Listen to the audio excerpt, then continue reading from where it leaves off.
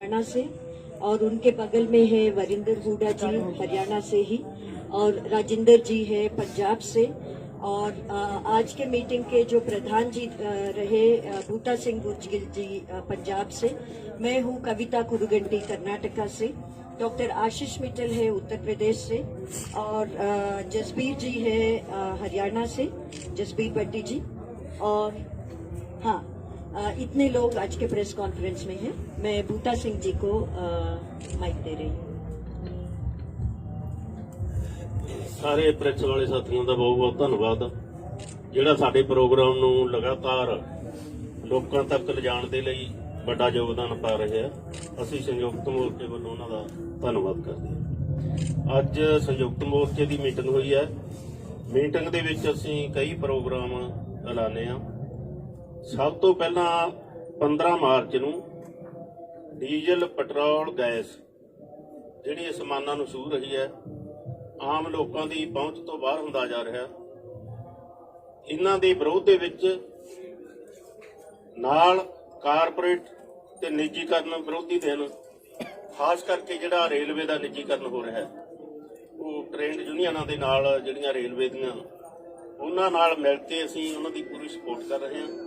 ਸਾਂਝਾ ਪ੍ਰੋਗਰਾਮ ਇਹ 15 ਤਰੀਕ ਨੂੰ ਅਸੀਂ ਕਰ ਰਹੇ ਹਾਂ। ਸਾਰੇ ਜਿਹੜੇ ਰੇਲਵੇ ਵਾਲੇ ਆ ਤੇ ਨਾਲ ਜਿਹੜੇ ਸਾਡੇ ਸੰਯੁਕਤ ਮੋਰਚੇ ਵਾਲੇ ਕਿਸਾਨ ਹੋਣਗੇ, ਉਹ ਰੇਲਵੇ ਸਟੇਸ਼ਨਾਂ ਤੇ ਜਾ ਕੇ ਉਹਨਾਂ ਨੂੰ ਬਣਾਇਆ ਹੋਇਆ ਵਿਰੋਧ ਕਰਨ ਦਾ, ਤੇ ਨਾਲ ਅਸੀਂ ਜਿਹੜੇ ਮੰਗ ਪੱਤਰ ਜਿੱਥੇ ਐਸਡੀਐਮ ਨੂੰ ਦਿੱਤਾ ਜਾਂਦਾ ਐਸਡੀਐਮ ਨੂੰ, ਤੇ ਜਿੱਥੇ ਡੀਸੀ ਨੂੰ ਦਿੱਤਾ ਜਾਂਦਾ ਡੀਸੀ ਨੂੰ, ਤੇ ਬਾਕੀ ਜੋ ਮੋਰਚੇ ਪੰਜਾਬ ਦੇ ਵਿੱਚ ਚੱਲ ਰਹੇ ਆ ਉਹਨਾਂ ਮੋਰਚਿਆਂ ਤੇ ਵੀ ਇਹ ਜਿਹੜਾ 15 ਮਾਰਚ ਹੈ ਡੀਜ਼ਲ, ਗੈਸ, ਪੈਟਰੋਲ ਤੇ ਨਿੱਜੀਕਰਨ ਦੇ ਵਿਰੁੱਧ ਇਹ ਦਿਨ ਅਸੀਂ ਮਨਾ ਰਹੇ ਹਾਂ।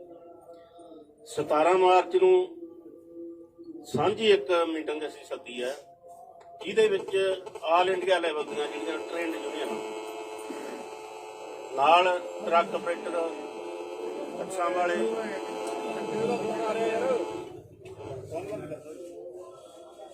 17 ਤਰੀਕ ਨੂੰ ਆਲ ਇੰਡੀਆ ਲੈਵਲ ਦੀ ਟ੍ਰੇਡ ਯੂਨੀਅਨਾਂ ਦੀ ਮੀਟਿੰਗ ਬੁਲਾਈ ਆ ਅਸੀਂ। ਨਾਲ ਉਹਨਾਂ ਦੇ ਜਿਹੜੇ ਕਾਰਪੋਰੇਟ ਟਰਾਂਸਪੋਰਟਰ ਹੈ, ਟਰੱਕ ਆਪਰੇਟਰ ਹੈ ਪੂਰੇ ਇੰਡੀਆ ਲੈਵਲ ਦੇ, ਬੱਸਾਂ ਵਾਲੇ ਹੈ, ਉਹਨਾਂ ਨੂੰ ਵੀ ਅਸੀਂ ਸੱਦਾ ਦਿੱਤਾ ਤਾਂ ਕਿ ਅਸੀਂ ਭਾਰਤ ਬੰਦ ਕਰਨ ਦਾ ਫੈਸਲਾ ਲੈਣਾ ਹੈ। ਉਹ ਕਨਵੈਨਸ਼ਨ ਅਸੀਂ ਸਿੰਘੂ ਬਾਰਡਰ ਤੇ ਕਰਾਂਗੇ 17 ਤਰੀਕ ਨੂੰ।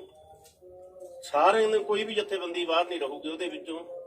ਸਾਰਿਆਂ ਨੂੰ ਪਤਾ ਲੱਗ ਚੁੱਕਾ ਹੈ ਕਿ ਇਹ ਸਿਰਫ ਤੇ ਸਿਰਫ ਕਿਸਾਨ ਮੋਰਚਾ ਨਾ ਰਹਿ ਕੇ ਇਹ ਜਨ ਮੋਰਚਾ ਬਣ ਚੁੱਕਾ ਹੈ, ਜਨ ਅੰਦੋਲਨ ਬਣ ਚੁੱਕਾ ਹੈ। ਇਸ ਲਈ ਅਸੀਂ ਸਾਰੇ ਉਹ ਜਨ ਅੰਦੋਲਨ ਨੂੰ ਇਹਦੇ ਵਿੱਚ ਸ਼ਾਮਲ ਕਰਨ ਦੇ ਲਈ ਇਹ ਮੀਟਿੰਗ ਅਸੀਂ ਬੁਲਾਈ ਹੈ 17 ਤਰੀਕ।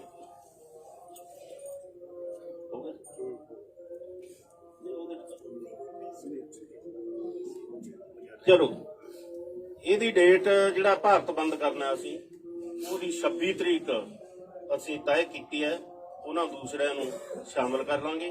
26 ਤਰੀਕ ਅਸੀਂ ਇਸ ਲਈ ਤੈਅ ਕੀਤੀ ਹੈ ਕਿ 26 ਤਰੀਕ ਨੂੰ ਦਿੱਲੀ ਦੇ ਬਾਰਡਰਾਂ ਤੇ ਆਇਆ ਨੂੰ ਸਾਨੂੰ ਪੂਰੇ 4 ਮਹੀਨੇ ਹੋ ਜਾਣਗੇ। ਉਹ 4 ਮਹੀਨੇ ਵਾਲਾ ਦਿਨ ਹੈ ਜਿਹੜਾ, ਉਸ ਦਿਨ ਤੇ ਭਾਰਤ ਬੰਦ ਦੀ ਕਾਲ ਦਿੱਤੀ ਹੈ। ਮੁਕੰਮਲ ਬੰਦ ਹੋਊਗਾ, ਸਵੇਰ ਤੋਂ ਲੈ ਕੇ ਸ਼ਾਮ ਤੱਕ ਕੁਝ ਵੀ ਨਹੀਂ ਚੱਲੂਗਾ, ਨਾ ਸੜਕਾਂ ਤੇ ਚੱਲੂਗਾ, ਨਾ ਰੇਲਵੇ ਟਰੈਕ ਤੇ ਚੱਲੂਗਾ, ਨਾ ਕੋਈ ਇਹੋ ਜਿਹਾ ਅਦਾਰਾ ਜਿਹੜਾ ਖੁੱਲਾ ਰਹੂਗਾ। ਮੁਕੰਮਲ ਬੰਦ ਹੋਊਗਾ, ਸ਼ਾਂਤਮਈ ਹੋਊਗਾ ਜਿਹੜਾ 26 ਤਰੀਕ ਦਾ।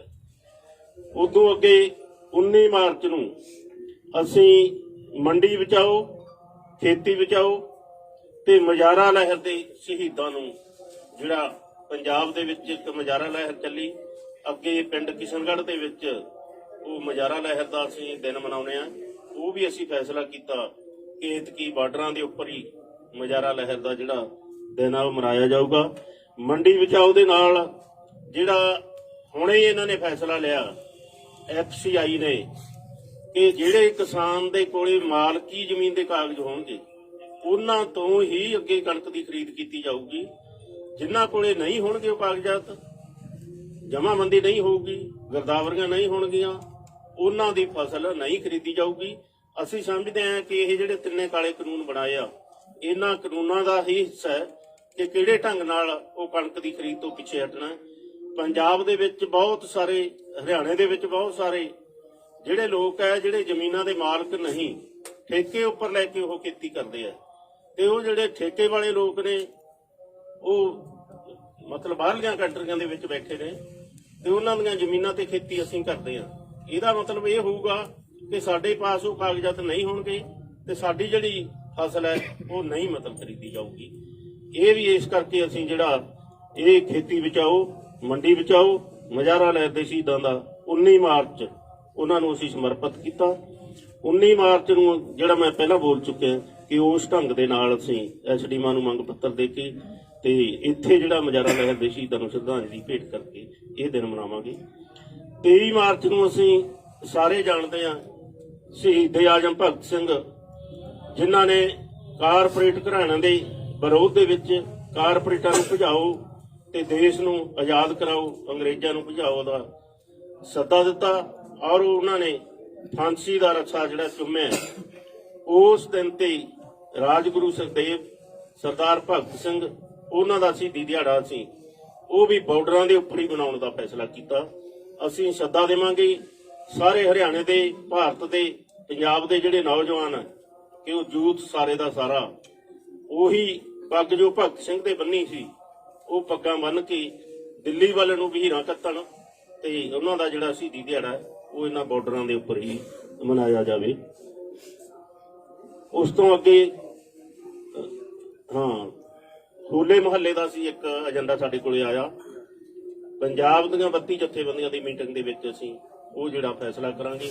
ਅੱਜ ਦੀ ਮੀਟਿੰਗ ਦੇ ਵਿੱਚ ਇਹ ਜਿਹੜੇ ਪ੍ਰੋਗਰਾਮ ਹੈ ਇਹਨਾਂ ਦਾ ਅਸੀਂ ਐਲਾਨ ਕਰਦੇ ਹਾਂ ਤੇ ਨਾਲ ਜਿਹੜਾ ਮੋਰਚਾ ਸਾਡਾ ਚੱਲ ਰਿਹਾ ਹੈ ਜਿਉਂ ਦੀ ਤਿਉਂ ਚੱਲੂਗਾ। ਬੇਸ਼ੱਕ ਉਹ ਹਾੜੀ ਦਾ ਸੀਜ਼ਨ ਹੋਵੇ, ਬੇਸ਼ੱਕ ਉਹ ਗਰਮੀ ਦਾ ਸੀਜ਼ਨ ਹੋਵੇ, ਅਸੀਂ ਪੂਰੀ ਉਹਦੀ ਬਿਆਨਤਬੰਦੀ ਕਰ ਲਈ ਹੈ।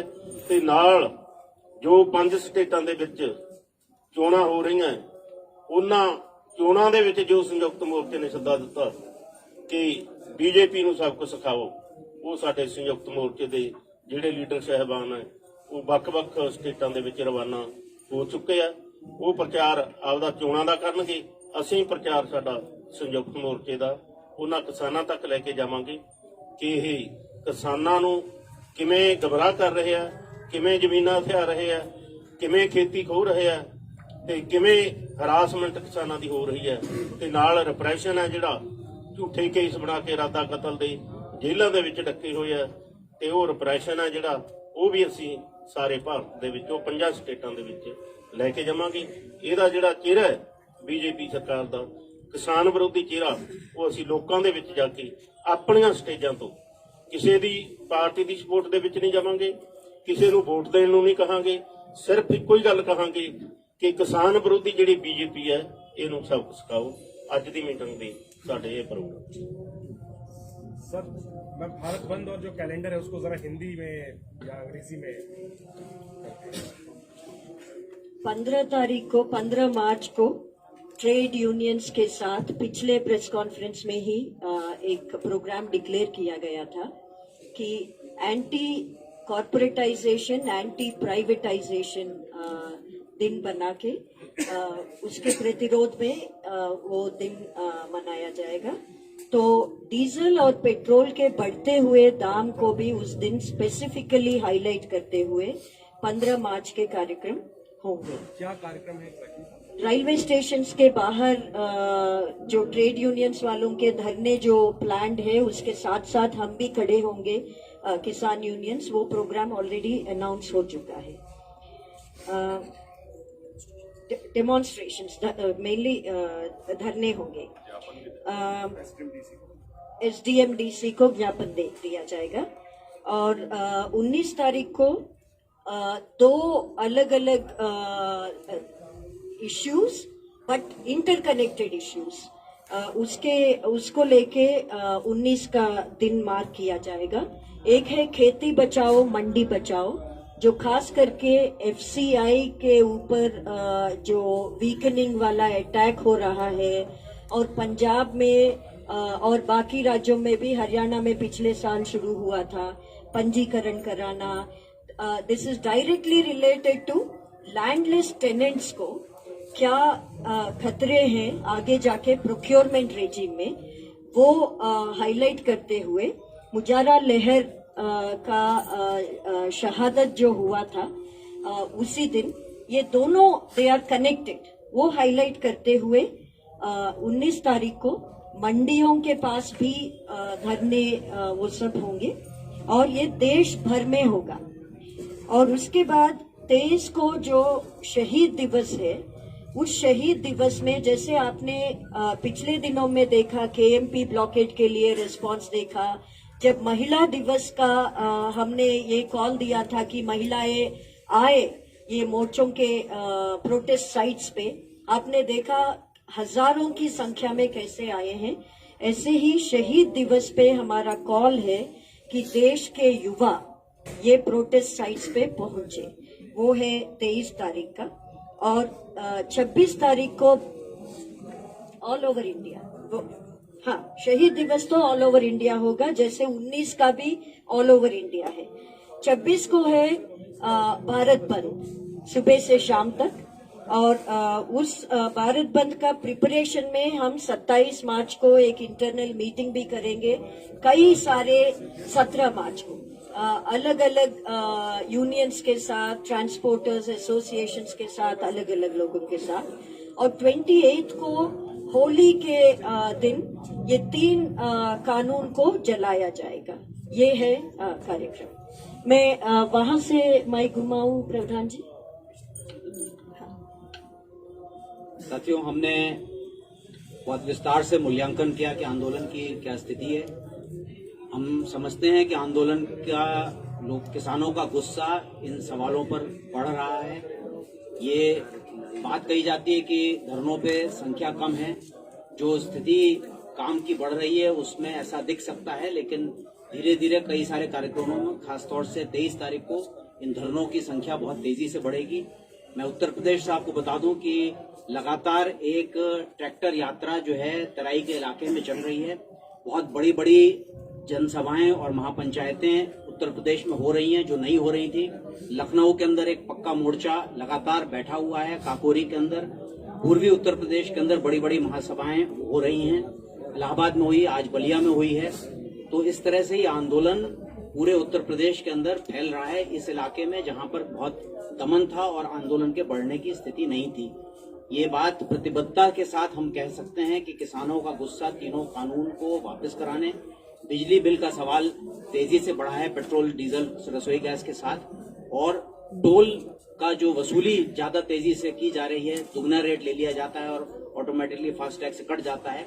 ये एक सवाल हमारे प्रचार का बड़ा सवाल होगा और हम देश भर में टोल फ्री करने की तरफ बढ़ेंगे।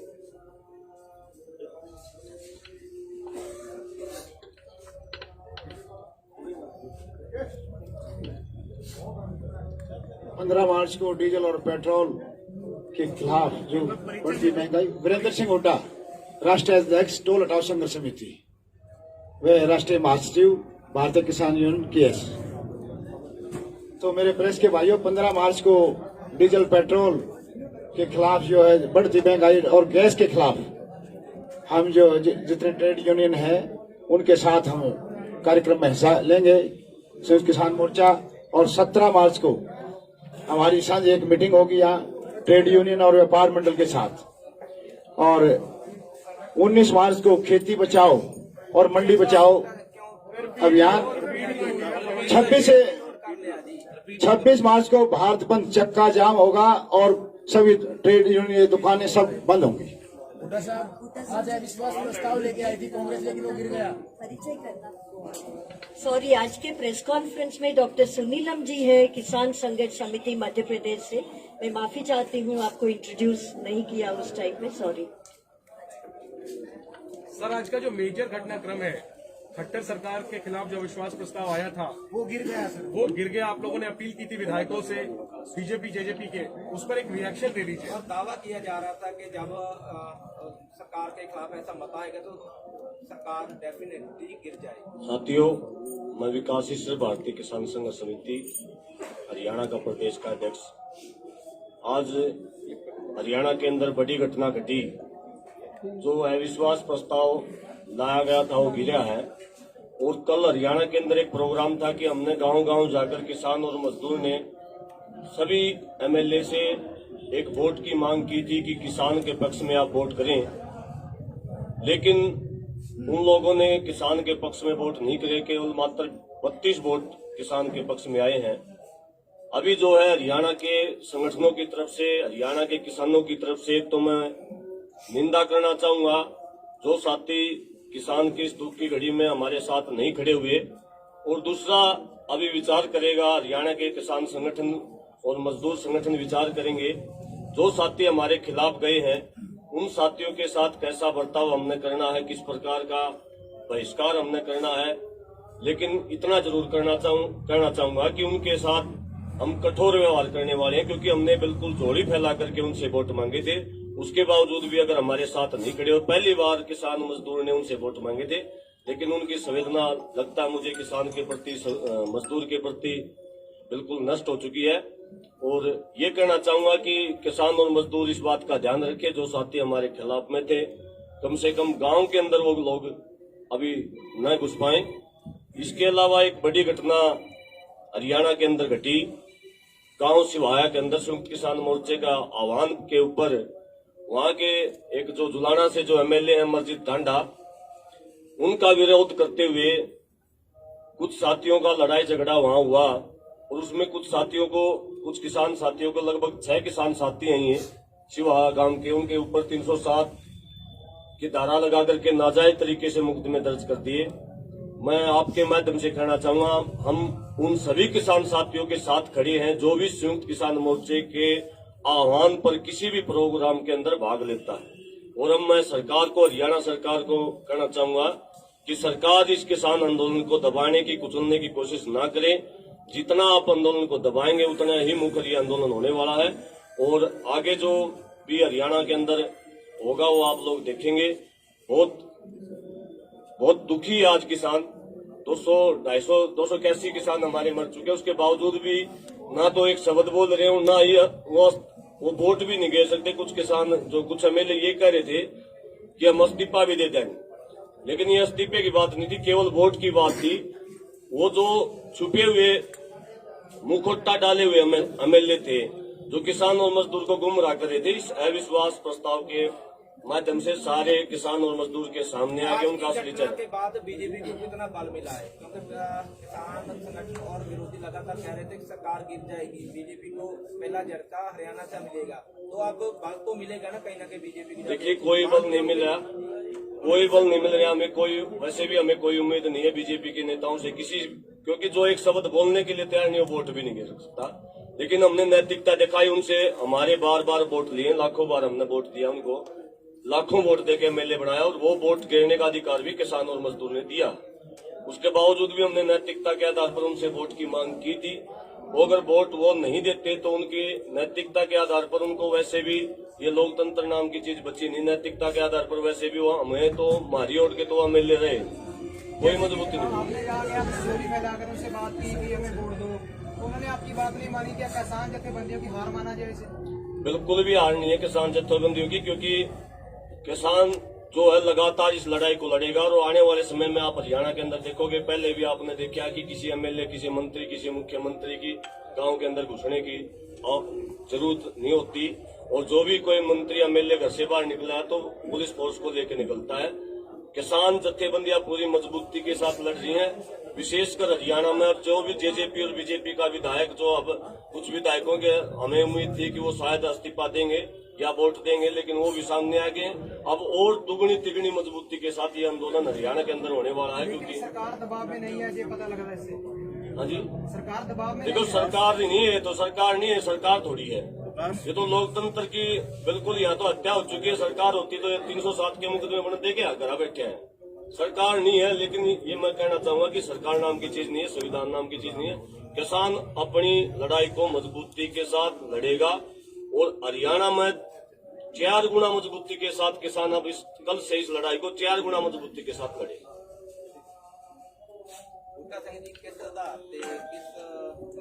थोड़ा ਜਿਹਾ ਜੋ ਇਹਨਾਂ ਨੇ ਸਵਾਲ ਕਰਿਆ ਨਾ, ਦੇਖੋ ਇਸੇ ਨਾਲ ਹੀ ਜੁੜਿਆ ਸਵਾਲ ਆ ਜੀ, ਇਸੇ ਨਾਲ ਹੀ ਜੁੜਿਆ। ਜੋ ਕਿਸਾਨ ਆਗੂ ਲਗਾਤਾਰ ਦਾਅਵਾ ਕਰ ਰਹੇ ਸੀ ਪਿਛਲੇ ਸਮੇਂ ਤੋਂ ਕਿ ਜੇਕਰ ਅਜਿਹਾ ਕੋਈ ਵਿਸ਼ਵਾਸ ਮਤਲਬ ਹੋਵੇਗਾ ਸਰਕਾਰ ਟੈਕਸ ਨਹੀਂ ਦਿੱਤੇਗੀ, ਉਹਦੇ ਪਿੱਛੇ ਆਧਾਰ ਕੀ ਸੀ, ਉਹਦੇ ਪਿੱਛੇ ਜ਼ਮੀਨੀ ਹਕੀਕਤ ਸੀ ਕੀ ਸੀਗੀ ਕਿ ਜਿਹੜੀ ਅੱਜ ਜਾ ਕੇ ਮਿੱਟੀ ਵਿੱਚ ਰੁੜ ਗਈ? ਤੁਹਾਨੂੰ ਕੋਈ ਸੰਕੇਤ, ਤੁਹਾਡਾ ਕੋਈ ਵਿਸ਼ਵਾਸ ਤਾਂ ਹੋਵੇਗਾ ਜਿਹੜਾ ਇਹਨਾਂ ਕੌਨਫੀਡੈਂਸ ਤੁਸੀਂ ਕਹਿ ਰਹੇ ਸੀ ਵਾਰਨਾ ਸਰਕਾਰ ਡਿੱਗੇਗੀ ਕੋਈ ਨਹੀਂ ਪਤਾ ਉਹ ਕਿਸ ਆਧਾਰ ਤੇ ਕਹਿ ਰਹੇ ਸੀ? ਹਵਾਈ ਗੱਲਾਂ ਸੀ, ਧਰਾਤਲ ਨਹੀਂ ਪਛਾਣੀ ਗਈ ਸੀ ਤੁਹਾਡੇ ਤੋਂ? ਦੇਖੋ ਸਾਡਾ ਕੰਮ ਹੁੰਦਾ ਅਸਲ ਦੇ ਵਿੱਚ ਆਪਣਾ ਪ੍ਰਚਾਰ ਲੈ ਕੇ ਜਾਣਾ। ਹੁਣ ਸਵਾਲ ਜੁੜ ਜੂਗਾ ਜਾ ਕੇ 5 ਸਟੇਟਾਂ ਦੇ ਨਾਲ, ਅਗਰ ਉੱਥੇ ਬੀਜੇਪੀ ਜਿੱਤ ਜਾਂਦੀ ਹੈ ਤਾਂ ਤੁਸੀਂ ਫੇਰ ਇਹ ਸਵਾਲ ਕਰਨਾ ਕਿ ਕਿਸਾਨ ਸੰਯੁਕਤ ਮੋਰਚੇ ਦੀ ਹਾਰ ਹੋਗੀ। ਸਵਾਲ ਹਾਰ ਦਾ ਨਹੀਂ ਹੈ, ਸਵਾਲ ਉਹਨਾਂ ਦੇ ਵਿਰੋਧ ਦੇ ਵਿੱਚ ਲੋਕਾਂ ਨੂੰ ਗੱਲ ਕਹਿਣ ਦਾ, ਆਪਣੇ ਮੋਰਚੇ ਦੇ ਨਾਲ ਜੋੜਨ ਦਾ। ਇਹੀ ਹਰਿਆਣੇ ਦੇ ਵਿੱਚ ਜਿਵੇਂ ਪੰਜਾਬ ਦੇ ਵਿੱਚ ਪਹਿਲਾਂ ਸ਼ੁਰੂ ਹੋਇਆ ਸੀ, ਜੇ ਹਰਿਆਣੇ ਦੇ ਵਿੱਚ ਐਡਵਾਂਸ ਸ਼ੁਰੂ ਹੋਇਆ ਹੁੰਦਾ ਤਾਂ ਗਿਰ ਜਾਂਦੀ।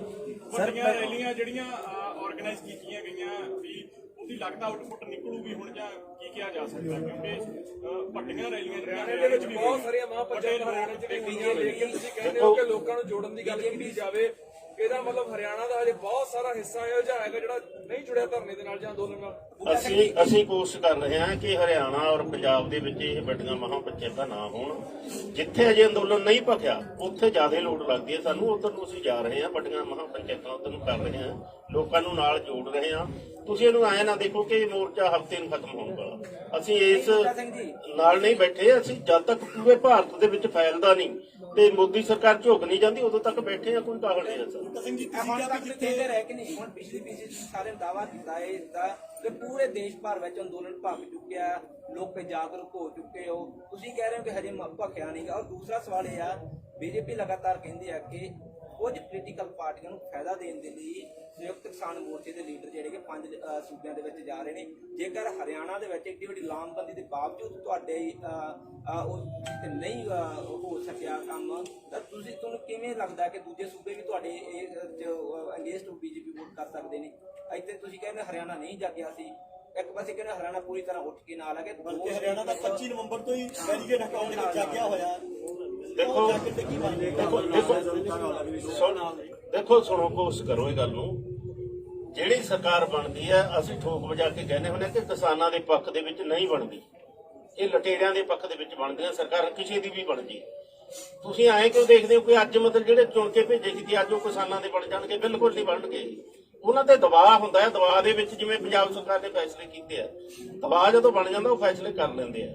ਬੀਜੇਪੀ ਕੀ ਕਹਿੰਦੀ ਹੈ? ਬੀਜੇਪੀ ਤਾਂ ਬਹੁਤ ਕੁਝ ਕਿਹਾ, ਨਕਸਲਗੀ ਉਹਨੇ ਕਿਹਾ, ਪਰਜੀਵੀ ਉਹਨੇ ਕਿਹਾ, ਖਾਲਸਤਾਨੀ ਉਹਨੇ ਕਿਹਾ, ਵਿਚੋਲਗੇ ਉਹਨੇ ਕਿਹਾ, ਕੀ ਨਹੀਂ ਕਿਹਾ ਬੀਜੇਪੀ ਨੇ? ਸਾਨੂੰ ਬੀਜੇਪੀ ਬਹੁਤ ਕੁਝ ਕਹਿੰਦੀ ਹੈ। ਪਰ ਸਰ ਗੁਰਨਾਮ ਸਿੰਘ ਜਰੂਰੀ ਜੀ ਪਹਿਲਾਂ ਜਿਵੇਂ ਹਰਿਆਣਾ ਦੇ ਲੀਡਰਾਂ ਨਾਲ ਮੀਟਿੰਗਾਂ ਕਰ ਰਹੇ ਸੀ, ਤੁਹਾਨੂੰ ਨਹੀਂ ਲੱਗਦਾ ਕਿ ਉਹਨਾਂ ਨੂੰ ਰੋਕਿਆ ਗਿਆ ਗਲਤ ਰਿਹਾ? ਜੇ ਨਾ ਰੋਕਿਆ ਜਾਂਦਾ ਸ਼ਾਇਦ ਅੱਜ ਫੈਸਲੇ ਹੋਰ ਹੋ ਸਕਦੇ, ਤੁਹਾਡੇ ਹੱਕ ਦੇ ਵਿੱਚ ਆ ਸਕਦੇ। ਦੇਖੋ ਜੋ ਕੋਈ ਅਸੂਲ ਬਣਾਉਂਦਾ ਨਾ, ਨੀਤੀ ਪਾਲਿਸੀ ਬਣਦੀ ਆ, ਉਹਦੇ ਤੇ ਪਹਿਰਾ ਦੇਣਾ ਬਹੁਤ ਜ਼ਰੂਰੀ ਹੈ ਸਾਡੇ ਲਈ। ਸਾਡੇ ਲਈ ਜੇ ਇੱਕ ਦੋ ਥਾਵਾਂ ਤੇ ਕਿਤੇ ਹਾਰ ਹੋ ਜੂ ਐਡੀ ਵੱਡੀ ਗੱਲ ਨਹੀਂ ਹੈ। ਵੱਡੀ ਗੱਲ ਸੰਯੁਕਤ ਮੋਰਚਾ ਇੱਕ ਰਹਿੰਦਾ ਜਾਂ ਨਾ ਰਹਿੰਦਾ, ਸਭ ਤੋਂ ਵੱਡੀ ਗੱਲ ਹੈ। ਪੋਲੀਟੀਕਲ ਬੰਦੇ ਦੀ ਗੱਲ ਹੁੰਦੀ ਹੈ ਜੀ। ਹਨਨ ਮੌਲਾ ਜੀ ਕਿਹਾ ਗਿਆ, ਜਿਵੇਂ ਵੀਰ ਦਾ ਕੁਐਸਚਨ ਸੀ ਉਹਦੇ ਨਾਲ ਜੁੜੇ ਕੁਐਸਚਨ ਹੈ ਵੀ ਪੋਲੀਟੀਕਲ ਲੋਕਾਂ ਨਾਲ ਜਦੋਂ ਮੀਟਿੰਗ ਕੀਤੀ ਜਾਂਦੀ ਹੈ ਤੇ ਜੀ ਨੂੰ ਵਰਜਾ ਜਾਂਦਾ, ਸਸਪੈਂਡ ਕਰ ਦਿੱਤਾ ਜਾਂਦਾ ਇੱਕ ਵਾਰ। ਹੁਣ ਲੋਕ ਆਵਾਜ਼ ਚੁੱਕ ਰਹੇ ਆ ਵੀ ਹਨਨ ਮੌਲਾ ਜੀ ਵੀ ਪੋਲੀਟੀਕਲ ਨੇ ਜਾਂ ਹੋਰ ਯਾਦਵ ਜੀ ਨੂੰ ਲੈ ਕੇ ਵੀ ਵਾਰ-ਵਾਰ ਗੱਲ ਚੁੱਕੀ ਜਾਂਦੀ ਹੈ, ਉੱਥੇ ਕੀ ਸਪਸ਼ਟੀਕਰਨ? ਦੇਖੋ ਪੋਲੀਟੀਕਲ ਤਾਂ ਅਸੀਂ ਸਾਰੇ ਹਾਂ, ਕਦੇ ਨਹੀਂ ਕਹਿੰਦੇ ਅਸੀਂ ਗੈਰ ਸਿਆਸੀ। ਅਸੀਂ ਕਿਸਾਨਾਂ ਨੂੰ, ਲੋਕਾਂ ਨੂੰ ਜਨ ਅੰਦੋਲਨ ਬਣਾ ਕੇ ਲੁੱਟ ਤੋਂ ਬਚਾਉਣਾ ਸਾਡੀ ਸਿਆਸਤ ਹੈ। ਇਹਨਾਂ ਨੇ ਵੋਟਾਂ ਲੈ ਕੇ ਰਾਜ ਕਰਕੇ ਲੋਕਾਂ ਨੂੰ ਲੁੱਟਣਾ ਤੇ ਕਾਰਪੋਰੇਟ ਘਰਾਣੇ ਦੇ ਪੱਖ 'ਚ ਪਹੁੰਚਣਾ ਉਹਨਾਂ ਦੀ ਸਿਆਸਤ ਹੈ। ਅਸੀਂ ਕਦੋਂ ਕਹਿੰਦੇ ਅਸੀਂ ਗੈਰ ਸਿਆਸੀ? ਪਰ ਉਹ ਦੋ ਨਾਮ ਵੋਟਾਂ ਦੀ ਸਿਆਸਤ ਅਸੀਂ ਕਹਿੰਦੇ ਹਾਂ ਕਿ ਜਿਹੜੀਆਂ ਪੋਲੀਟੀਕਲ ਪਾਰਟੀਆਂ ਜਿਹੜੀਆਂ ਚੋਣਾਂ ਲੜ ਰਹੀਆਂ ਉਹਨਾਂ ਨੂੰ ਸਟੇਜ ਦੇ ਨੇੜੇ ਨਹੀਂ ਲੱਗਣ ਦੇਵਾਂਗੇ, ਉਹਨਾਂ ਨੂੰ ਇਹਦੀ ਵਰਤੋਂ ਨਹੀਂ ਕਰਨ ਦੇਵਾਂਗੇ, ਸਿਆਸੀ ਰੋਟੀਆਂ ਨਹੀਂ ਸਿੱਖਣ। ਸਵਾਲ ਇਹ ਆ, ਸਭ ਨੂੰ ਪਤਾ ਕਿ ਪੱਛਮੀ ਬੰਗਾਲ ਦਾ ਧੁਰਾ ਜਿਹੜਾ ਹੈਗਾ ਉਹ ਹੈਗਾ ਕਮਿਊਨਿਸਟ ਹੈਗਾ, ਉੱਥੇ ਜਿਹੜੇ ਖੱਬੇ ਪੱਖੀ ਬੋਲਬਾਲਾ ਰਿਹਾ ਹੁਣ ਤੱਕ ਹੈਗਾ। ਤਾਂ ਹੁਣ ਇਸੇ ਲਈ ਜਿਹੜੀ ਆ ਉੱਥੇ ਬੈਕ ਬਣਾਉਣ ਦੀ ਕੋਸ਼ਿਸ਼ ਕੀਤੀ ਜਾ ਰਹੀ ਕਿ ਉੱਥੇ ਸੈੱਟ ਬੈਕ ਨਾ ਲੱਗੇ ਉਹ ਵੋਟ ਨੂੰ। ਇਸ ਲਈ ਜ਼ਿਆਦਾਤਰ ਪ੍ਰੈਸ਼ਰ ਸੰਯੁਕਤ ਕਿਸਾਨ ਮੋਰਚੇ ਤੇ ਉਹਨਾਂ ਲੀਡਰਾਂ ਦਾ, ਇੱਥੇ ਜਿਹੜੇ ਲੀਡਰਾਂ ਦਾ ਪਿਛੋਕੜ ਜਾਂ ਹੁਣ ਵੀ ਜਿਹੜੇ ਅਵੇਲੇਬਲ ਜਿਹੜੇ ਉਹ ਖੱਬੇ ਪੱਖੀਆਂ ਨਾਲ ਉਹ ਕਹਿੰਦੇ ਆ ਕਿ ਅਸੀਂ ਉੱਥੇ ਜਾ ਕੇ ਸਾਨੂੰ ਇਹੋ ਜਿਹੇ ਪ੍ਰੋਗਰਾਮ ਕਰਨੇ ਚਾਹੀਦੇ ਨੇ। ਕਿ ਲੱਗਦਾ ਕਿ ਕਿਤੇ ਨਾ ਕਿਤੇ ਇੱਕ ਵਾਰ ਫਿਰ ਦੇਸ਼ ਦੀ ਰਾਜਨੀਤੀ ਵਿੱਚ ਉਹ ਖੱਬੇ ਪੱਖੀ ਜਿਹੜੀ ਚਾਰਧਾਰਾ ਡਾਊਨ ਹੋ ਗਈ ਜਾਂ ਸੈਟਬੈਕ ਲੱਗਾ, ਉਹਨੂੰ ਬਚਾਉਣ ਦੀ ਕੋਸ਼ਿਸ਼ ਹੋ ਰਹੀ ਹੈ ਸੰਯੁਕਤ ਕਿਸਾਨ ਮੋਰਚੇ ਦੇ ਬਹਾਨੇ। ਦੇਖੋ ਕਿਸੇ ਲੋਕਾਂ ਦਾ ਇਹ ਨਿੱਜੀ ਤੌਰ ਤੇ ਕਿਸੇ ਦਾ ਵਿਚਾਰ ਹੋ ਸਕਦਾ ਹੈ, ਸੰਯੁਕਤ ਮੋਰਚੇ ਦਾ ਅਜਿਹਾ ਕੋਈ ਵਿਚਾਰ ਨਹੀਂ ਹੈ ਕਿ ਇਹਨੂੰ ਪੋਲੀਟੀਕਲ ਰੰਗਤ ਦਿੱਤੀ ਜਾਵੇ। ਮੈਂ ਪਹਿਲਾਂ ਹੀ ਸਪਸ਼ਟ ਕਰ ਚੁੱਕਿਆ ਕਿ ਜਿਹੜੇ ਵੀ ਦੂਸਰੀਆਂ ਸਟੇਟਾਂ ਵਿੱਚ ਅਸੀਂ ਗਏ ਆ ਉਹਨਾਂ ਦਾ ਮਨੋਰਥ ਇਹ ਨਹੀਂ ਹੈ ਕਿ ਕਿਸੇ ਦੀ ਸਪੋਰਟ ਕਰਨਾ। ਮਨੋਰਥ ਅਸੀਂ ਠੋਕ ਕੇ ਹਰਾ ਸਕਦੇ ਹਾਂ ਆਪਦੀ ਗੱਲ ਲਿਜਾ ਕੇ, ਸਾਨੂੰ ਪੂਰਾ ਮੌਕਾ ਮਿਲ ਜੇ। ਹੁਣ ਤਾਂ ਸਾਨੂੰ ਸਮਾਂ ਥੋੜਾ ਮਿਲਿਆ। ਪੰਜਾਬ ਦੇ ਵਿੱਚ ਅਜਿਹਾ ਕੁਝ ਹੁੰਦਾ ਹੋਵੇ ਤਾਂ ਅਸੀਂ ਕਹਿ ਸਕਦੇ ਸੀ, 5 ਮਹੀਨੇ ਹੋ ਗਏ ਸੀ ਚੱਲਦਿਆਂ ਨੂੰ ਉੱਥੇ, ਪਰ ਜਿੱਥੇ ਅਜੇ ਅੰਦੋਲਨ ਹੋਣੇ ਹੀ ਗਿਆ। ਤੁਸੀਂ ਕਿਹਾ ਕਿ ਪਹਿਲਾਂ ਵੀ ਤੁਸੀਂ ਕਿਹਾ ਭਾਰਤ ਪੱਧਰ ਤੇ ਫੈਲ ਗਿਆ। 737 ਜ਼ਿਲ੍ਹੇ ਆ, 700 ਜ਼ਿਲ੍ਹੇ ਦੇ ਵਿੱਚ ਟ੍ਰੇਨਾਂ ਰੁਕ ਜਾਣਗੀਆਂ, ਇਹ ਛੋਟੀ ਗੱਲ ਥੋੜਾ। ਹੁਣ ਪਤਾ ਲੱਗੂਗਾ 26 ਤਰੀਕ ਨੂੰ ਕਿਹੋ ਜਿਹਾ ਬੰਦ ਹੁੰਦਾ। ਅਸੀਂ ਅੱਜ ਵੀ ਕਹਿੰਦੇ ਆ ਕਿ ਠੋਕ ਵਜਾ ਕੇ ਮੁਕੰਮਲ ਬੰਦ ਹੋਊਗਾ। ਫਿਰ ਥੋੜਾ ਜਿਹਾ ਸਵਾਲ ਨਿਕਲ ਆਉਣਾ ਕਿ ਜੀ ਫਲਾਨਾ ਪਾਸਾ ਜਿਹਾ ਰਹਿ ਗਿਆ। ਦੇਖੋ ਵੱਖ-ਵੱਖ ਸਟੇਟਾਂ ਦੇ ਵਿੱਚ ਵੱਖ-ਵੱਖ ਕੰਮ ਧੰਦੇ ਆ, ਕਿਤੇ ਵਾਢੀ ਸ਼ੁਰੂ ਹੋ ਗਈ ਹੈ, ਕਿਤੇ ਅਜੇ 20 ਦਿਨਾਂ ਨੂੰ ਹੋਣੀ ਹੈ। ਇਹ ਸਾਰਾ ਕੁਝ ਨਾ ਚੱਲ ਜਾਂਦਾ ਹੁੰਦਾ। ਸਾਥੋਂ ਪੰਜਾਬ ਹੀ ਨਹੀਂ ਲੋਟ ਆਉਂਦਾ, 3 ਜ਼ੋਨਾਂ ਦੇ ਵਿੱਚ ਵੰਡਿਆ ਹੋਇਆ। ਅਸੀਂ ਝੋਨਾ ਲਾ ਲੈਂਦੇ ਆ, ਦੂਜੇ ਅਜੇ ਵਿਹਲੇ ਬੈਠੇ ਹੁੰਦੇ ਆ। ਅਸੀਂ ਕਹਿੰਦੇ ਐਜੀਟੇਸ਼ਨ ਕਰੀ, ਉਹ ਕਹਿੰਦੇ ਹੁੰਦੇ ਅਸੀਂ ਬਾਸਮਤੀ ਲਾਉਣੇ ਆ। ਇਹ ਥੋੜ੍ਹੀਆਂ ਜਿਹੀਆਂ ਪ੍ਰੋਬਲਮਾਂ ਹੈਗੀਆਂ। ਇਹ ਤਾਂ ਭਾਰਤ ਆ ਬਹੁਤ ਵੱਡਾ, ਕਿਤੇ ਰਹਿ ਵੀ ਸਕਦਾ। ਆ ਹੁਣ ਜਿੱਥੇ ਇਲੈਕਸ਼ਨਾਂ ਹੋ ਰਹੀਆਂ ਉੱਥੇ ਪੂਰਾ ਸਾਰੇ ਹੀ ਆਪਾਂ ਜਾਣਦੇ ਆ ਕਿ ਇੱਕ ਵਾਰ ਜਿਹੜਾ ਚੋਣ ਬੁਖਾਰ ਹੈ ਉਹ ਸਾਰਿਆਂ ਨੂੰ ਚੜ ਜਾਂਦਾ ਹੈ। ਇਸ ਕਰਕੇ ਕਿਤੇ ਫਰਕ ਰਹਿ ਸਕਦਾ। ਜਿਹੜੇ ਤੁਸੀਂ ਗੱਲ ਕੀਤੀ ਆ, ਕੋਈ ਆંકੜੇ ਹੈਗੇ ਨੇ ਤੇ ਸੰਯੁਕਤ ਕਿਸਾਨ ਮੋਰਚੇ ਦੇ ਕੋਲ? ਕਿਉਂਕਿ ਯੂਪੀ ਦੇ ਵਿੱਚ ਨਹੀਂ ਬੰਦ ਕੀਤਾ ਗਿਆ, ਉੱਤਰਾਖੰਡ ਦੇ ਵਿੱਚ ਰੇਲਾਂ ਨਹੀਂ ਰੋਕੀਆਂ ਗਈਆਂ, ਦਿੱਲੀ ਦੇ ਵਿੱਚ ਨਹੀਂ ਰੋਕੀਆਂ ਗਈਆਂ, ਤਾਂ ਇਹ ਤਾਂ ਹੈ ਨਹੀਂ ਕਿ 3 ਰਾਜਾਂ ਦੇ ਵਿੱਚ 36 ਜ਼ਿਲ੍ਹੇ ਨੇ। ਸਾਨੂੰ ਅੰਕੜੇ ਦੱਸਣ ਵਾਲਾ ਮੀਟ ਗਿਆ ਸੀ, ਕਿਹੜਾ ਉੱਥੇ ਜਾ ਕੇ ਨਹੀਂ, ਪਰ ਤੁਹਾਡੇ ਕੋਲ 700 ਜਿਹੜੇ ਪਹੁੰਚੇ ਨੇ, ਹਾਂ, ਕਿਤੇ ਪਹੁੰਚੇ ਹੋਣਗੇ। ਸਾਡੇ ਸੰਯੁਕਤ ਮੋਰਚੇ ਦੀ ਮੀਟਿੰਗ ਦੇ ਵਿੱਚ ਇਹ ਅੰਕੜਾ ਪਹੁੰਚਿਆ ਕਿ 700 ਜ਼ਿਲ੍ਹਿਆਂ ਦੇ ਵਿੱਚ ਬੰਦ। ਤੁਸੀਂ ਕਿਹਾ ਵੀ ਅਸੀਂ ਜਿਹੜੇ ਆ ਸਿਆਸੀ ਆ, ਜਿਹੜਾ ਭਾਰਤ ਬੰਦ ਹੈ, ਦਿੱਲੀ ਦੇ ਵਿੱਚ, ਦਿੱਲੀ ਦੇ ਅੰਦਰ ਜਾਓਗੇ ਕਿ ਨਹੀਂ ਜਾਓਗੇ? ਕਿਉਂਕਿ 26 ਤੋਂ ਬਾਅਦ ਦਿੱਲੀ ਤੋਂ ਕਿਨਾਰਾ ਕਰਕੇ ਬੈਠੇ। ਕਿਉਂਕਿ ਜੋ 6 ਫਰਵਰੀ ਨੂੰ ਉਹਦੇ ਕਹਿੰਦੇ ਦਿੱਲੀ ਨਾਲ ਦੇਖੋ ਇਹ ਕਹਿਣਾ ਕਿ 26 ਤੋਂ ਬਾਅਦ ਤੁਸੀਂ ਕਿਨਾਰਾ ਕਰਕੇ ਬੈਠੋ। ਅਸੀਂ ਹੁਣ ਤੱਕ ਐਮਪੀ ਰੋਕ ਕੇ ਹਟੇ ਆ। ਇਹ ਨਹੀਂ ਕਹਿਣਾ ਚਾਹੀਦਾ ਕਿ ਉਦੋਂ ਬਾਅਦ ਕਿਨਾਰਾ ਕੀਤਾ ਹੋਇਆ। ਅਸੀਂ ਸੁਣੋ ਨਾ, ਮੇਰੀ ਗੱਲ ਸੁਣੋ। ਅਸੀਂ ਇਹਨਾਂ ਬਾਰਡਰਾਂ ਨੂੰ ਨਹੀਂ ਖਾਲੀ ਕਰਨਾ ਚਾਹੁੰਦੇ ਕਿਸੇ ਵੀ ਹਾਲਤ ਦੇ। ਸਦਾ ਭਾਰਤ ਪੱਧਰ ਦਾ ਹੋ ਸਕਦਾ, ਅਸੀਂ ਬਾਰਡਰ ਬਿਲਕੁਲ ਨਹੀਂ ਖਾਲੀ ਕਰਨਾ ਚਾਹੁੰਦੇ। ਇਹ ਸਾਡਾ ਇੱਕ ਮਨੋਰਥ ਹੈ ਕਿ ਬਾਰਡਰਾਂ ਨੂੰ ਖਾਲੀ ਨਾ ਕੀਤਾ ਜਾਏ। ਤੁਹਾਡੇ ਜਿਹੜਾ ਅੰਦੋਲਨ ਦਾ ਅਸਰ ਉਹ ਦਿੱਲੀ ਦੇ ਅੰਦਰ ਹੋਊਗਾ ਕਿ ਨਹੀਂ? ਰਾਜਧਾਨੀ ਤੇ ਹੋਊਗਾ, ਰਾਜਧਾਨੀ ਵਿੱਚ ਹੋਊਗਾ। ਚੱਕਾ ਜਾਮ ਜਿਹੜਾ 4 ਘੰਟੇ ਦਾ ਸੀ ਉਹ ਵੀ ਤੁਸੀਂ ਸਪਸ਼ਟ ਕਰਨਾ। ਦੇਖੋ ਐਮਪੀ ਦੇ ਉੱਪਰਲਾ ਰੋਡ ਦੇਖੋ ਥੱਲੋਂ ਵਾਲਾ ਚੱਲਦਾ ਪਿਆ। ਦੇਖੋ ਮੀਡੀਆ ਨੂੰ ਨਵੀਂ ਗੱਲ ਚੰਗੀ ਲੱਗਦੀ ਹੁੰਦੀ ਹੈ। ਅਸੀਂ ਇਹਨੂੰ ਲੰਬਾ ਚਲਾਉਣਾ, ਅਸੀਂ ਦਿੱਲੀ ਦੇ ਵਿੱਚ ਵੜਨਾ, ਅਸੀਂ ਪਾਰਲੀਮੈਂਟ ਤੱਕ ਜਾਣਾ, ਪਰ ਅਸੀਂ ਸਮਾਂ ਲੱਗੂਗਾ ਉਹਨੂੰ। ਤੁਹਾਨੂੰ ਐ ਕਿ ਕੱਲ ਨੂੰ ਖਾਣਾ ਲਾ ਕੇ ਜਿਹੜਾ ਤੁਹਾਡਾ ਪਾਰਲੀਮੈਂਟ ਤੱਕ ਜਾਣਾ ਉਹ ਕੈਪਸਾ ਵਾਲਾ ਲੱਖਾਂ ਟਰੈਕਟਰ ਲੈ ਕੇ ਜਾਣਾ, ਗੱਦੇ ਲਾਉਣ ਵਾਲਾ ਜਾਣਾ, ਕੋਈ ਵੱਖਰਾ ਜਾਣਾ? ਦੇਖੋ ਇਹ ਅਜੇ ਪਲਾਨ ਨਹੀਂ ਕੀਤਾ ਸੀ। ਮੈਂ ਕਹਿ ਰਿਹਾ ਕਿ ਕਰਾਂਗੇ। ਜਿਹੜੇ ਕਹਿ ਰਹੇ ਆ ਲੱਖਾਂ ਟਰੈਕਟਰ ਲੈ ਜਾਵਾਂਗੇ, ਉਹ ਹੋ ਸਕਦਾ ਉਹ ਹੋਵੇ। ਉਹ ਕਿਸੇ ਦਾ ਵਿਅਕਤੀਗਤ ਹੋ ਸਕਦਾ ਹੈ। ਜੇ ਸੰਯੁਕਤ ਮੋਰਚੇ ਦੀ ਇਹ ਫੈਸਲਾ ਨਹੀਂ ਹੈ ਕਿ ਅਸੀਂ ਲੱਖਾਂ ਟਰੈਕਟਰ ਸਵਾਲ ਦਾ ਜਿਹੜਾ ਪਾਰਲੀਮੈਂਟ ਮੇਰੇ ਸਾਥੀ ਨੇ ਪੁੱਛਿਆ, ਤੁਸੀਂ ਉਸ ਜਵਾਬ ਦਾ ਤਸੱਲੀ ਬਖਸ਼ ਨਹੀਂ ਦੇ ਪਾਏ। ਸਾਡਾ ਸਵਾਲ ਹੈ ਕਿ 6 ਜਦੋਂ ਟ੍ਰੇਨਾਂ ਰੋਕੀਆਂ ਗਈਆਂ, 6 ਮਾਰਚ ਨੂੰ 6 ਫਰਵਰੀ ਪੂਰਾ ਪ੍ਰੋਗਰਾਮ ਦਿੱਤਾ ਗਿਆ। ਦਿੱਲੀ ਦੇ ਵਿੱਚ ਇਸ ਤਰ੍ਹਾਂ ਕੋਈ ਨਹੀਂ ਸੀਗਾ। ਚੱਕਾ ਜਾਮ ਦਾ ਕੀਤਾ ਦਿੱਲੀ ਦੇ ਵਿੱਚ ਜੇ ਕੋਈ ਤੁਸੀਂ ਰਾਜਧਾਨੀ ਦਿੱਲੀ ਨੂੰ ਭਾਰਤ ਦੇ ਹਿੱਸੇ 'ਚ ਮੰਨਦੇ ਹੋ ਕਿ ਨਹੀਂ? ਕਿਉਂਕਿ ਉੱਥੇ ਪ੍ਰੋਗਰਾਮ ਕਿਉਂ ਜੇ ਪੂਰੇ ਭਾਰਤ 'ਚ ਇੰਨੇ ਪੂਰਾ ਪ੍ਰੋਗਰਾਮ, ਫਿਰ ਦਿੱਲੀ ਕਿਉਂ ਛੱਡ ਦਿੰਦੇ ਹੋ? ਇਹਦੇ ਪਿੱਛੇ ਕਾਰਨ ਕੀ ਹੈ? ਦਿੱਲੀ ਕਿਉਂ ਛੱਡ ਦਿੰਦੇ ਹੋ? ਜੇ ਚੱਕਾ ਜਾਮ ਦਿੱਲੀ ਦੇ ਵਿੱਚ ਕਿਉਂ ਨਹੀਂ ਹੋ ਸਕਦਾ ਸੀ? ਰੇਲਾਂ ਦਿੱਲੀ ਦੇ ਵਿੱਚ ਕਿਉਂ ਨਹੀਂ ਰੁਕੀਆਂ? 26 ਨੂੰ ਅਸੀਂ ਦਿੱਲੀ ਦੇ ਵਿੱਚ ਗਏ ਆ। ਸਾਨੂੰ ਤੁਸੀਂ ਕਹਿ ਨਹੀਂ ਸਕਦੇ ਕਿ ਨਹੀਂ ਇਹ ਜਾਂਦੇ। ਬਾਅਦ ਦੇ ਪ੍ਰੋਗਰਾਮ 26 ਤੋਂ ਬਾਅਦ ਤੁਹਾਨੂੰ ਕਿ ਨਹੀਂ ਪਤਾ ਕਿ ਹਾਲਤ ਕਿਹੋ ਜੀ ਬਣੀ ਆ। ਉਹ ਹਾਲਤ ਵੀ ਸੰਭਾਲਣੀ ਸੀ ਨਾ। ਇੱਕ ਵਾਰ ਜਿਹੜਾ ਮੋੜ ਆਇਆ, ਗੱਡੀ ਲੀਹੋਂ ਲੈਂਦੀ ਸੀ, ਨਹੀਂ ਲੈਣ ਦਿੱਤੀ ਅਸੀਂ। ਇਹ ਇੱਕ ਸੰਭਲ ਕੇ ਇੱਕ ਪਾਲਸੀ ਸੀ ਬੀਜੇਪੀ ਦੀ ਪੂਰੀ ਕਿ ਇਹਨੂੰ ਲੀਹੋਂ ਲਾ ਕੇ ਇਹਨੂੰ ਹਿੰਦੂ ਸਿੱਖ ਦਾ ਮਸਲਾ ਬਣਾ ਕੇ ਇੱਥੇ ਦਿੱਲੀ ਦੇ ਵਿੱਚ ਦੰਗੇ ਕਰਾ ਦਈਏ। ਤੇ ਜੇ 84 ਯਾਦ ਕਰਾ ਦਈਏ, ਅਸੀਂ 84 ਮੁੜ ਨਹੀਂ ਦੁਹਰਾਉਣ ਦਿੱਤਾ। ਉਸ ਤੋਂ ਬਾਅਦ ਕੋਸ਼ਿਸ਼ਾਂ ਕੀਤੀਆਂ ਇਹਨਾਂ ਨੇ 2-3 ਦਿਨ, ਫਿਰ ਵੀ ਅਸੀਂ ਮਤਲਬ ਉਹ ਤੋਂ ਚੁਕੰਨੇ ਰਹੇ, ਨਹੀਂ ਬਣਨ ਦਿੱਤਾ। ਉਹ ਦੇਖੋ ਹਾਲਤ ਨੂੰ ਸਾਹਮਣਾ ਹੁੰਦਾ ਹੈ। ਕੋਈ ਹਾਲਤ ਜਿਹੇ ਬਣ ਜਾਂਦੇ। ਜਿਹੜਾ ਬੰਦ ਹੋਊਗਾ ਉਹ ਦਿੱਲੀ ਦੇ ਵਿੱਚ ਬੰਦ ਹੋਊਗਾ ਜਾਂ ਨਹੀਂ ਹੋਊਗਾ? दिल्ली में भी 18 मार्च का हमारी महापंचायत ਪੱਕਾ ਨਹੀਂ ਹਲੇ ਕੋਸ਼ਿਸ਼ ਦਿੱਲੀ ਦੇ ਵਿੱਚ ਬੰਦ ਹੋਊਗਾ ਜਾਂ ਜਿਹੜਾ ਨਹੀਂ ਬਣਾਉਣਾ, ਅਸੀਂ ਬਣਾਉਣਾ, ਬਣਾਵਾਂਗੇ, ਕੋਸ਼ਿਸ਼ ਕਰਾਂਗੇ। ਤਾਂ ਇੱਕ ਮੇਰਾ ਹੋਰ ਸਵਾਲ ਆ ਜੀ, ਜਿੱਦਾਂ ਤੁਸੀਂ ਕਿਹਾ ਵੀ ਸਰਕਾਰ ਸਟੇਜ ਤੋਂ ਵੀ ਸਾਰਾ ਦਿਨ ਹੀ ਕਹਿੰਦੇ ਨੇ ਵੀ ਸਰਕਾਰ ਡਰੀ ਹੋਈ ਆ, ਕੰਬ ਗਈ ਆ, ਥੋੜਾ ਨੇੜੇ ਆ। हम लोग प्रोग्राम्स के ऊपर बात करते हैं। ਅਸੀਂ ਪ੍ਰੋਗਰਾਮ ਦੀ ਗੱਲ ट्रेडिशनल ਅਸੀਂ ਪ੍ਰੋਗਰਾਮ ਦੀ ਗੱਲ ਕਰ ਰਹੇ। ਮੇਰਾ ਸਵਾਲ ਇਹ ਹੈ, ANI ਨੇ ਸੋਰਸ ਹੈਗਾ, 2 ਮੁੰਡੇ ਜਿਹੜੇ ਆ ਸਿੱਖ ਨੌਜਵਾਨ ਬੀਤੀ ਰਾਤ ਹੀ ਚੁੱਕੇ ਆ ਲਾਲ ਕਿਲੇ ਦੀ ਘਟਨਾ 'ਚ, ਤਾਂ ਕੀ ਪ੍ਰਭਾਵ ਆ? ਪਿਛਲੀਆਂ ਦੀਆਂ ਜ਼ਮਾਨਤਾਂ ਹੋਈਆਂ ਨਹੀਂ, ਪੁਲਿਸ ਨਵੇਂ ਬੰਦੇ ਚੱਕ ਰਹੀ ਆ, ਤਾਂ ਸਰਕਾਰ ਕਿੰਨੀ ਕੁ ਡਰੀ ਹੋਈ? ਕਹਿੰਦੇ ਕਿ ਸਰਕਾਰ ਡਰ ਚੁੱਕੀ ਆ। ਅਸੀਂ ਇਹ ਕਹਿੰਦੇ ਜਦੋਂ ਸਰਕਾਰ ਡਰੀ ਹੋਈ ਤਾਂ ਉਦੋਂ ਇਹ ਕਾਨੂੰਨ ਰੱਦ ਕਰੂਗੀ। ਸਾਡਾ ਸਵਾਲ ਨਹੀਂ ਸਰਕਾਰ ਡਰੀ ਹੋਈ ਹੈ, ਅਸੀਂ ਤਾਂ ਕਹਿੰਦੇ ਅੜੀ ਹੋਈ ਹੈ। ਅੜੀ ਵਾਲ ਵਤੀਰਾ ਫਰਜ਼ਾਂ ਦੇ ਖਿਲਾਫ ਕਿਸੇ ਰਾਜੇ ਦਾ, ਕਿਸੇ ਪ੍ਰਧਾਨ ਮੰਤਰੀ ਦਾ ਅਜਿਹਾ ਵਤੀਰਾ ਨਹੀਂ ਹੋਣਾ ਚਾਹੀਦਾ ਜੇ ਅਪਣਾ ਰਹੀ ਹੈ ਬੀਜੇਪੀ। ਮੇਰਾ ਸਵਾਲ ਇਹ ਹੈ ਜੀ, ਪੁਲਿਸ ਅਜੇ ਵੀ ਮੁੜ ਤੋਂ ਮੁੰਡੇ ਚੁੱਕਣ ਦੀ ਜਿਹੜੀ ਪ੍ਰਕਿਰਿਆ ਉਹਨਾਂ ਨੇ ਸ਼ੁਰੂ ਕਰਤੀ ਹੈ ਤੇ ਤੁਸੀਂ ਕੀ ਕਹਿੰਦੇ? ਦੇਖੋ ਪੁਲਿਸ ਦਾ ਕੰਮ ਕੀ ਹੈ, ਪੁਲਿਸ ਦਾ ਕੰਮ ਤਾਂ ਜਿਹੜੇ ਬੰਦੇ ਨਾ ਘਰੋਂ ਖੇਤ ਤੇ ਘਰੋਂ ਖੇਤੋਂ ਘਰ ਸਾਰੀ ਉਮਰ ਜਾਂਦੇ ਰਹੇ ਉਹਨਾਂ ਨੂੰ ਨੋਟਿਸ ਗਏ ਹੋਏ ਆ। ਜਿਹੜੇ ਦਿੱਲੀ ਦਾ ਨਾਂ ਵੀ ਨਹੀਂ ਜਾਣਦੇ, ਬਾਰਡਰ ਕੀ ਹੈ, ਟਿਕਰੀ ਬਾਰਡਰ ਕੀ ਹੈ, ਉਹਨਾਂ ਨੂੰ ਵੀ ਨੋਟਿਸ ਗਏ ਹੋਏ ਆ ਕਿ ਤੁਸੀਂ ਲਾਲ ਕਿਲੇ ਤੇ ਕਿਉਂ। ਇਹ ਹੁਣ ਪੁਲਿਸ ਦਾ ਕੰਮ ਹੈ, ਪੁਲਿਸ ਨੇ ਝੂਠ ਦੇ ਪਲੰਦੇ ਬਣਾਉਣੇ ਹੁੰਦੇ ਆ, ਝੂਠੇ ਚੱਕ ਕੇ ਦਹਿਸ਼ਤ ਪਾਉਣੀ ਹੁੰਦੀ ਆ। अनएक्सपेक्टेड नहीं है, FIRs में एंड थाउजेंड्स अननोन ऐसा लिखा हुआ था तो और लोगों को, मगर सिर्फ 7 लोग बचे हैं, उनका भी बेल एप्लीकेशन मूव किया। पर मैडम उन्होंने और उठाने शुरू कर दिए हैं, रात को उठाए हैं। हमको एक्सपेक्टेड है वो तो पुलिस ने ਤਾਂ ਕੰਮ ਹੁੰਦਾ, ਪੁਲਿਸ ਨੇ ਚੱਕਣੀ ਹੈ। ਪੁਲਿਸ ਸਾਡੇ ਸਾਰਿਆਂ ਦੇ ਪਰਚੇ ਜਿਹੜਾ ਦਾਇਰ ਚੱਕਣਗੇ। ਹਾਂ ਤਾਂ ਜਿਹੜੇ ਪਹਿਲਾਂ ਜੇਲ੍ਹ 'ਚ ਗਏ ਸੀ 115 ਜਣਾਂ ਦੀਆਂ ਜ਼ਮਾਨਤਾਂ ਹੋ ਚੁੱਕੀਆਂ ਨੇ। ਪੁਲਿਸ ਨੇ ਹਜ਼ਾਰਾਂ ਅਣਪਛਾਤਿਆਂ ਦੇ ਜਿਹੜੇ ਪਰਚੇ ਦਰਜ ਕੀਤੇ ਨੇ। ਪੁਲਿਸ ਦਾ ਕੰਮ ਹੀ ਇਹ ਹੈ। ਜਿਹੜੇ 12 ਵਜੇ ਤੱਕ ਲਾਪਤਾ ਦਾ ਪਤਾ ਨਹੀਂ ਲੱਗਿਆ, ਉਹਨਾਂ ਦੇ ਕੀ, ਉਹਨਾਂ ਦੇ ਵਾਲੀ ਵਾਰਸਾਂ ਨੂੰ ਕੀ ਜਵਾਬ ਦੇਗਾ? ਉਹਨਾਂ ਦੇ ਪਰਿਵਾਰਾਂ ਨੂੰ ਅਸੀਂ ਮਿਲ ਕੇ, ਠੀਕ ਹੈ, ਜਿਹੜੀ ਅਸੀਂ ਲੀਗਲ ਕਮੇਟੀ ਬਣਾਇਆ ਕਰਕੇ 12 ਨਹੀਂ 4 ਸਾਡੇ ਕੋਲ ਸਿਰਫ ਜਿਹੜੇ 4 ਨਾਮ ਨੇ। परसों पंगू साहब ने 12 नाम बोले, 10 है, 6 पंजाब से, 4 हरियाणा से, 10 है। तो मगर जो अरेस्टेड वालों को रिलीज करने का काम में सिर्फ 7 है, उन 7 का बेल एप्लीकेशन भी किया गया। ਬੁਲਾਇਆ ਉਹਨਾਂ ਪਰਿਵਾਰਾਂ ਨੂੰ, ਬੁਲਾਇਆ ਉਹਨਾਂ ਦੇ ਪਰਿਵਾਰਾਂ ਨਾਲ ਮਿਲ ਕੇ ਉਹ 'ਚ ਹੈਵੀਐਸ ਕਾਰਪਸ ਦੀ ਰੇਟ ਹੋ ਸਕਦੀ ਜਾਂ ਹੋਰ ਜਿਹੜਾ ਲੀਗਲ ਵੀ ਹੋ ਸਕਦਾ ਕੱਢਾ। ਦੇਖੋ ਤੁਸੀਂ ਪੁਲਿਸ ਦੀ ਕਾਰਵਾਈ ਨੂੰ ਜਿਵੇਂ ਠੀਕ ਹੁੰਦਾ ਨਾ ਐ ਮੰਨ ਲੈਂਦੇ ਹੋ। ਤੁਸੀਂ ਤਾਂ ਜਾਣਦੇ ਹੋ ਨਾ ਤਿੰਨੇ। ਇੱਕ ਮਿੰਟ ਸੁਣੋ ਨਾ, ਮੇਰੇ ਤੇ 3 FIR ਦਰਜ ਕੀਤੇ 26 ਤਰੀਕ ਨੂੰ। ਗਾਜੀਪੁਰ ਵੀ ਇਹ ਸੀਗਾ, ਉੱਥੇ ਪੁਲਿਸ ਤੇ ਹਮਲਾ ਕੀਤਾ। ਸਿੰਘੂ ਬਾਰਡਰ ਤੇ ਸੀ, ਉੱਥੇ ਪੁਲਿਸ ਨੇ ਹਮਲਾ ਕੀਤਾ। ਟਿਕਰੀ ਬਾਰਡਰ ਸੀ। ਮੇਰੇ ਕੋਲ ਕਿਹੜਾ ਹੈਲੀਕਾਪਟਰ ਦਿੱਤਾ ਸੀ ਮੋਦੀ ਨੇ ਮੈਨੂੰ ਜਾਂ ਪੁਲਿਸ ਨੇ ਕਿ ਹੈਲੀਕਾਪਟਰ ਚੜਿਆ ਜਾ ਕੇ ਉੱਥੇ ਹਮਲਾ ਕਰਤਾ। ਇਹ ਤਾਂ ਬਾਤ ਦੇ ਬਤੰਗੜ ਝੂਠ ਦੇ ਪਲੰਦੇ ਪੁਲਿਸ ਨੇ ਬਣਾਉਣੇ।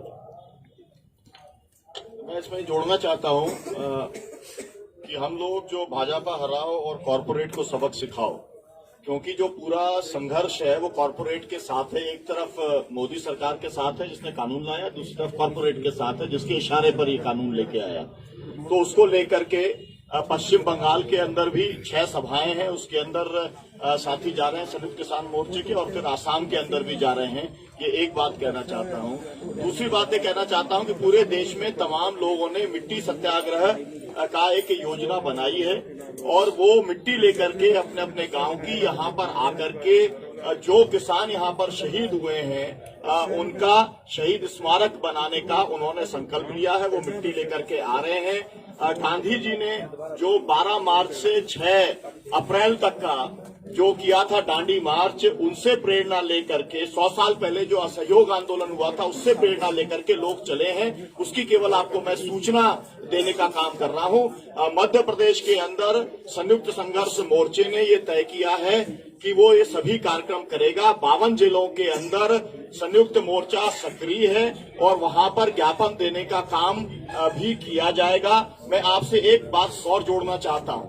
आप नोट करिए कि 11 करोड़ टन सरकार ने कहा कि अनाज का उत्पादन है गेहूं का, और उसमें से केवल 4.5 करोड़ टन ही वो समर्थन मूल्य पे खरीदेंगे, जिसका मतलब ये है कि बाकी वो नहीं खरीदेंगे और वो पूरी लूट होगी। हम उस लूट का विरोध करते हैं। और ये जो आपको बताया गया कि हम मंडी बचाओ खेती बचाओ को लेके ज्ञापन देंगे, तो उसके अंदर मुख्य बात यह है, जैसे मध्य प्रदेश के अंदर अब तक जो पंजीयन हो गए, पंजीयन का काम बंद हो गया, लेकिन केवल 40% किसानों का पंजीयन हुआ है जिन्होंने गेहूं का उत्पादन किया। बाकी का पंजीयन इसलिए नहीं किया कि सर्वर डाउन था और उनका जो नक्शा खसरा था उसके साथ में जुड़ाव नहीं हो पाया। ये राजस्व विभाग की जिम्मेदारी है कि वो पंजीयन करे पूरे देश के किसानों की और सबका समर्थन मूल्य के ऊपर खरीद हो। ये बात कहना चाहता। ਕਾਫੀ ਜਮਾ ਹੋ ਗਿਆ, ਅਸੀਂ ਵੀ ਜਾਣਾ ਟਿਕਰੀ ਬਾਰਡਰ ਤੇ। ਸਾਰਿਆਂ ਦਾ ਬਹੁਤ ਬਹੁਤ ਧੰਨਵਾਦ ਕਰਦੇ ਹਾਂ ਤੇ ਪ੍ਰੈਸ ਕਾਨਫਰੰਸ ਸਮਾਪਤ। ਸਵਾਲ ਹੈ ਜੀ, ਦੇਖੋ ਵਾਲਾ ਜੀ, ਕਿ ਕਾਲਾ ਬਰਾੜ ਨਾਂ ਦੇ ਵਿਅਕਤੀ ਤੇ ਹਮਲਾ ਹੋਇਆ ਜੀ ਤੁਹਾਡੇ ਪਿੰਡ 'ਚ, ਤੁਹਾਡੇ ਤੇ ਐਲੀਗੇਸ਼ਨ ਲਾ ਰਿਹਾ ਜੀ, ਕੀ ਉਹਦੇ ਬਾਰੇ ਸਪਸ਼ਟ ਕਰੋ। ਉਹ ਬੰਦਾ ਮਾਨਸਿਕ ਤੌਰ ਤੇ ਥੋੜਾ ਪਰੇਸ਼ਾਨ ਆ। ਪਿੰਡ ਜਿਹੜਾ ਕਿਸੇ ਨਾਲ ਝਗੜਾ ਹੋਇਆ ਉਹਦੇ 'ਚ ਉਹ ਹੋਰ ਬੰਦੇ ਦਾ ਨਾਮ ਲੈ ਰਿਹਾ, ਹਸਪੀਟਲ 'ਚ ਹੋਰ ਦਾ ਨਾਮ ਲੈ ਰਿਹਾ, FIR ਕਿਸੇ ਹੋਰ ਤੇ ਕਰਵਾ ਰਿਹਾ। ਇੱਥੇ ਤਿੰਨੋਂ ਚੀਜ਼ਾਂ ਤੁਸੀਂ ਵੈਰੀਫਾਈ ਕਰੋ। ਲੋਕ ਕਹਿ ਰਹੇ ਤੁਹਾਡਾ ਪੁਰਾਣਾ ਸਾਥੀ ਉਹ ਚੈਨਲ ਤੇ ਮੈਂ ਮਾਨਹਾਨੀ ਦਾ ਕੇਸ ਕਰੂੰਗਾ, ਉਹਨੂੰ ਖਿੱਚੂੰਗਾ। ਬਿਲਕੁਲ ਕੁਫਰ ਤੋਲਿਆ ਉਸ ਚੈਨਲ ਨੇ, ਉਹ 'ਚ ਕੋਈ ਸੱਚਾਈ ਨਹੀਂ ਹੈ। 3 ਤਰ੍ਹਾਂ ਦੇ ਬਿਆਨ ਦਿੰਦਾ, ਉਹ ਤਿੰਨੋਂ ਚੀਜ਼ਾਂ ਔਨ ਰਿਕਾਰਡ ਨੇ। ਜਦੋਂ ਅਦਾਲਤ 'ਚ ਉਹਨੂੰ ਘੜੀਸੂਗਾ ਤੁਸੀਂ ਦੇਖ ਲਿਓ। ਪਰ ਕੀ ਉਹ ਬੰਦਾ ਸੱਚਮੁੱਚ ਤੁਹਾਡੇ ਲਿੰਕ ਵਾਲਾ ਪੁਰਾਣਾ ਸੰਬੰਧਤ ਹੈ ਤੁਹਾਡੇ ਨਾਲ? ਨਹੀਂ ਜੀ, ਨਹੀਂ। ਤੁਹਾਨੂੰ ਉਹ ਜਾਣਦਾ ਜੀ, ਤੁਹਾਡੀ ਜਥੇਬੰਦੀ ਦਾ ਜੀ? ਨਹੀਂ ਜੀ, ਨਹੀਂ। ਉਹ ਪਿਛਲੇ 5 ਸਾਲਾਂ ਤੋਂ ਆਮ ਆਦਮੀ ਪਾਰਟੀ ਨਾਲ ਰਿਹਾ। 2015 ਦੇ ਵਿੱਚ ਕੋਈ ਘਟਨਾ ਵਾਪਰੀ ਸੀ ਬਰਜਿੰਦਰਾ ਕਾਲਜ ਦੇ ਵਿੱਚ, ਜਿਸ 'ਚ ਕੋਈ 20 ਲੱਖ ਜਾਂ 25 ਲੱਖ ਦੇ ਵਿੱਚ ਕੋਈ ਰਾਜੀਨਾਮਾ ਕਰਾਉਣ ਦੀ ਗੱਲਬਾਤ ਹੋਈ ਹੋਵੇ? ਕੋਈ 3.5 ਲੱਖ ਰੁਪਏ ਤੁਹਾਡੇ ਕੋਲੇ ਗਿਆ? ਕਾਫੀ ਕੁਝ ਤੁਹਾਡੇ ਬਾਰੇ ਦੱਸ ਰਹੇ ਹੋ। ਨਹੀਂ ਜੀ, ਨਹੀਂ, ਇਦਾਂ ਦੀ ਕੋਈ ਗੱਲ ਨਹੀਂ ਹੋਈ। ਬਰਜਿੰਦਰਾ ਕਾਲਜ ਲੜਾਈ ਹੋਈ, ਉਹਨਾਂ ਲੱਖਾਂ ਦਾ ਰਾਜੀਨਾਮਾ ਕਰ ਲਿਆ ਤੇ ਪੈਸੇ ਲੈ ਲਏ ਉਹਨਾਂ ਦੇ। ਉਹ ਕਹਿੰਦੇ ਦੀਪ ਸਿੰਘ ਵਿਅਕਤੀਗਤ ਐਲੀਗੇਸ਼ਨ ਇਸ ਕਾਨਫਰੰਸ ਦੇ ਵਿੱਚ ਨਾ ਲਾਈਏ ਆਪਾਂ, ਇਹ ਵੱਖਰਾ ਮਾਮਲਾ ਹੈ। ਬੂਟਾ ਸਿੰਘ ਜੀ, ਲੰਗਰਾਂ ਦੇ ਵਿੱਚ ਜਿਹੜੀ ਰਸਦ ਆ ਉਹ ਲੋਕੀ ਜਾਂ ਤਾਂ ਕਾਰ ਸੇਵਾ ਨਾਲ ਚੱਲ ਰਹੀ ਆ ਜਾਂ ਫਿਰ ਲੋਕੀ ਜਿਹੜੇ ਪਿੰਡਾਂ 'ਚੋਂ ਫੰਡ ਇਕੱਠਾ ਦਾ ਉਹਦੇ ਨਾਲ ਚੱਲ ਰਹੀ ਆ। ਬਹੁਤ ਸਾਰੇ ਲੰਗਰ ਵਾਲੇ ਇਹ ਕਹਿੰਦੇ ਨੇ ਕਿ ਸਾਡੇ ਕੋਲੇ ਕੋਈ ਸੰਯੁਕਤ ਮੋਰਚੇ ਵੱਲੋਂ ਜਿਹੜੀ ਮਦਦ ਆ ਉਹ ਨਹੀਂ ਆ ਰਹੀ। ਦੇਖੋ, ਪਹਿਲੀ ਗੱਲ ਤਾਂ ਅਸੀਂ ਇਹ ਕੋਈ ਫੈਸਲਾ ਨਹੀਂ ਕੀਤਾ ਕਿ ਜਿਹੜੇ ਲੰਗਰ ਦੀ ਸੇਵਾ ਹੈ ਸੰਯੁਕਤ ਮੋਰਚਾ ਚਲਾਊਗਾ। ਸਾਰਿਆਂ ਨੂੰ ਰਾਸ਼ਨ ਇਕੱਠਾ ਕਰਨ ਨੂੰ ਕਿਹਾ ਵਾ, 6-6 ਮਹੀਨਿਆਂ ਦਾ ਰਾਸ਼ਨ ਇਕੱਠਾ ਕਰਨ ਲਈ ਕਿਹਾ।